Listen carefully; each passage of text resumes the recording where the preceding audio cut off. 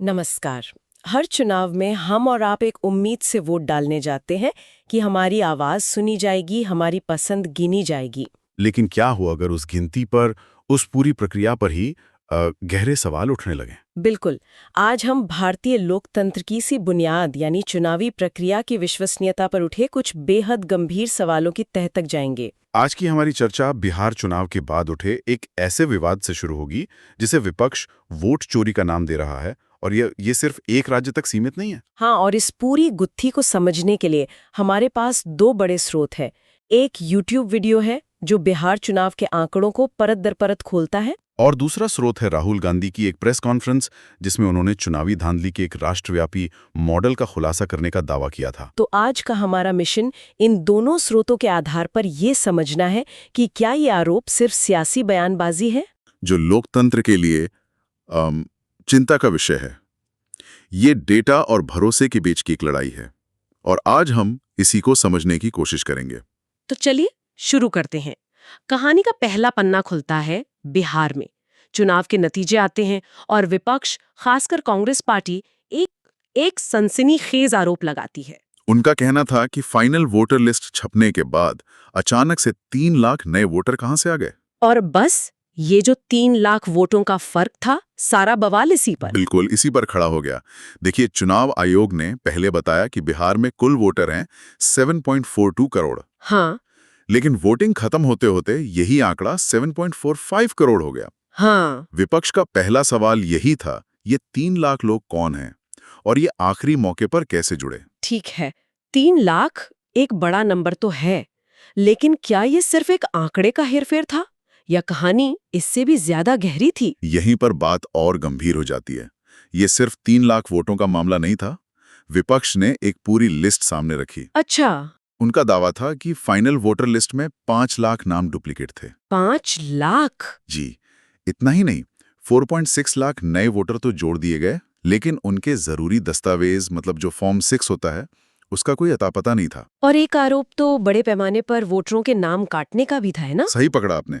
ये नाम हटाए गए थे स्पेशल इंटेंसिव रिवीजन या SIR के दौरान। अच्छा, ये क्या होता है? अब ये चुनाव आयोग की एक रूटीन प्रक्रिया है, समझिए, वोटर लिस्ट की सफाई, ओके। ताकि जो लोग गुजर चुके हैं या कहीं और शिफ्ट हो गए हैं उनके नाम हटाए जा सके।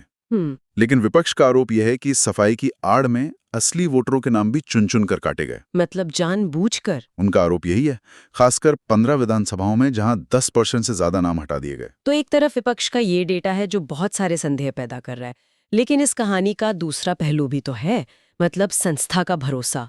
जाहिर है चुनाव आयोग इन आंकड़ों को एक अलग ही नजर से देखता होगा। बिल्कुल। और चुनाव आयोग का जवाब जो है वो प्रक्रिया और नियमों पर आधारित है। उन्होंने क्या कहा? उनका कहना है कि 30 सितंबर को फाइनल लिस्ट आने के बाद भी वोटर जोड़ने की प्रक्रिया वो कानूनी तौर पर चलती रहती है, नामांकन की आखिरी तारीख से 10 दिन पहले तक। अच्छा। और ये जो 3 लाख वोटर हैं, ये कोई हवा से नहीं आए। ये ज्यादातर वो नौजवान थे जो हाल ही में 18 साल के हुए थे। तो ये फर्स्ट टाइम वोटर्स थे? ज्यादातर। और बूथ लेवल अधिकारियों ने घर घर जाकर इनका वेरिफिकेशन किया था। तो आयोग के मुताबिक सब कुछ नियम के दायरे में हुआ। यहाँ पर एक और बात है जो मुझे बहुत हैरान करती है, वो है नतीजों का गणित।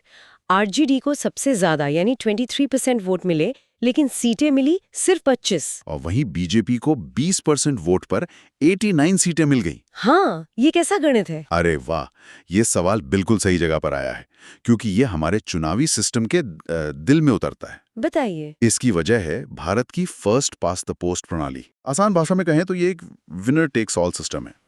मतलब ये नहीं देखा जाता कि आपको कुल कितने वोट मिले, बल्कि ये देखा जाता है कि एक सीट पर रेस में सबसे आगे कौन रहा। मतलब आरजेडी के लाखों वोट एक तरह से बेकार हो है। बिल्कुल। वो किसी गिनती में नहीं आए। इसे ऐसे समझिए कि आरजेडी 143 सीटों पर लड़ी और कई सीटों पर मजबूत दूसरे नंबर पर रही।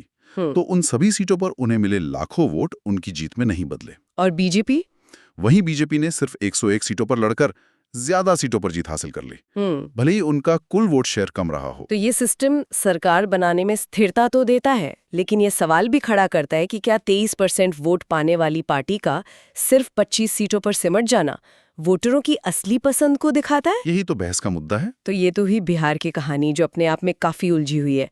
लेकिन जैसा आपने शुरू में कहा, विपक्ष का दावा है कि ये सिर्फ एक राज्य की बात नहीं है। नहीं है, उनका कहना है कि ये एक पैटर्न है, एक मॉडल है जो पूरे देश में इस्तेमाल हो रहा है।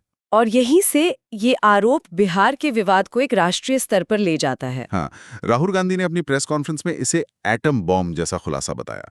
उन्होंने बिहार के पैटर्न को एक बड़े कैनवस पर रखते हुए कर्नाटक की महादेवपुरा विधानसभा का उदाहरण दिया। क्या था वो उदाहरण? उनका दावा था कि चुनाव आयोग के ही डेटा के मुताबिक सिर्फ एक विधानसभा में 1 लाख फर्जी वोटर हैं। 1 मिनट, 1 लाख फर्जी वोटर सिर्फ एक विधानसभा में? ये तो बहुत ही बड़ा आरोप है। क्या उन्होंने कोई ठोस सबूत पेश किया या ये सिर्फ आंकड़ों का एक अलग इंटरप्रिटेशन है? ये बहुत जरूरी सवाल है। और दिलचस्प बात यह है कि विपक्ष ने कहा कि वो कोई अपना अलग डेटा नहीं ला रहे, वो चुनाव आयोग से ही मिले डेटा का विश्लेषण कर रहे हैं। तो उनके हिसाब से फर्जी का मतलब क्या था? उनके मुताबिक फर्जी वोटरों का मतलब है फर्जी पते, एक ही नाम की कई एंट्रीज और एक ही वोटर आईडी पर कई अलग-अलग फोटो।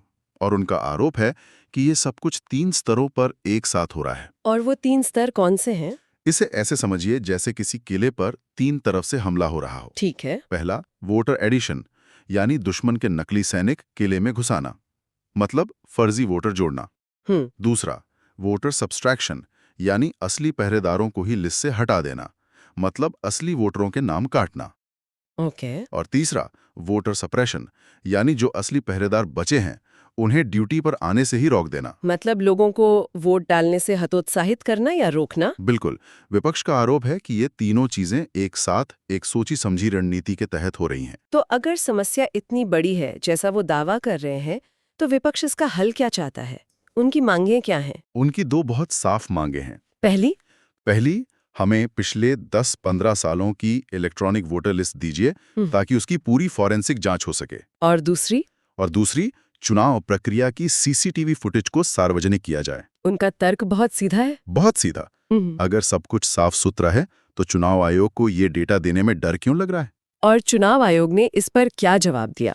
चुनाव आयोग ने डेटा देने के बजाय एक तरह से उन्हें चुनौती दे दी। क्या चुनौती? उन्होंने कहा, क्या आप शपथ लेकर ये बात कह सकते हैं? अच्छा। इस पर विपक्ष का जवाब था कि शपथ हम क्यों लें, ये तो आपका ही डेटा है, हम तो बस उसे जनता के सामने रख रहे हैं। तो यहाँ आकर मामला भरोसे के एक बड़े संकट पर अटक गया। बिल्कुल। तो क्या इसका इलाज ईवीएम हटाकर बैलेट पेपर पर वापस जाना है? ये बहस तो हर चुनाव के बाद छिड़ जाती है। देखें, विपक्ष के मुताबिक अब ये बहस ईवीएम या बैलेट पेपर से बहुत आगे निकल चुकी है। मतलब? उन्होंने एक बहुत तीखी बात कही कि जब अंपायर ही दूसरी टीम से मिला हो तो खेल किसी भी मैदान पर हो, कोई फर्क नहीं पड़ता। वाह, ये तो सीधा सीधा चुनाव आयोग की निष्पक्षता पर ही हमला है। बिल्कुल।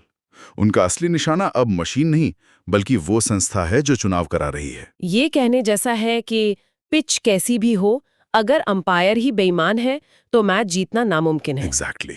और ये लोकतंत्र के खेल के लिए बहुत खतरनाक बात है। क्योंकि अगर खिलाड़ियों का अंपायर पर से भरोसा उठ जाए तो वो खेल ही छोड़ सकते हैं। और शायद यही हो रहा है। जब तेजस्वी यादव जैसे नेता चुनाव के बहिष्कार तक की बात करने लगते हैं तो ये दिखाता है कि सिस्टम में भरोसे की कमी किस हद तक पहुंच चुकी है।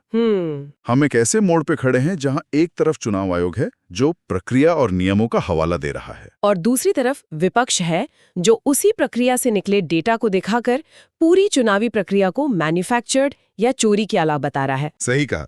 और ये अब सिर्फ हार जीत का सवाल नहीं रहा, ये सीधे सीधे लोकतंत्र के स्वास्थ्य से जुड़ा सवाल है। जब चुनावी प्रक्रिया की बुनियाद पे ही शक होने लगे तो नतीजों की वैधता अपने आप सवालों के घेरे में आ जाती है। हाँ, और बहस अब इस बिंदु पर है कि क्या चुनाव आयोग को सिर्फ नियमों का पालन करना चाहिए या फिर जनता का विश्वास बनाए रखने के लिए कुछ और भी करने की जरूरत है। तो आज हमने देखा कि बिहार चुनाव के नतीजों से शुरू हुआ एक छोटा सा विवाद कैसे वोट चोरी के एक राष्ट्रव्यापी मॉडल के आरोपों तक पहुंच गया। हमने विपक्ष के आरोपों, चुनाव आयोग की प्रक्रिया वाले जवाबों और फर्स्ट पास द पोस्ट जैसी व्यवस्था की उन बारीकियों को समझा। हाँ, जो अक्सर हमारी नजरों से ओझल रह जाती हैं। आज की इस पूरी चर्चा से एक बहुत बड़ा सवाल खड़ा होता है जिस पर हम सबको सोचने की जरूरत है। क्या है वो सवाल? ये सारे स्रोत जो हमने देखे वो डेटा और भरोसे के बीच की लड़ाई को ही दिखाते हैं। तो सोचने वाली बात यह है कि आज के डिजिटल युग में जब डेटा के आधार पर इतने गंभीर आरोप लगते हैं तो एक चुनावी संस्था को जनता का भरोसा बनाए रखने के लिए किस स्तर की पारदर्शिता दिखानी चाहिए? क्या सिर्फ नियमों और प्रक्रियाओं का हवाला देना काफी है, या फिर आरोपों का जवाब देने से भी एक कदम आगे बढ़कर खुद पूरी पारदर्शिता दिखाना और जनता का भरोसा जीतना ज्यादा जरूरी है?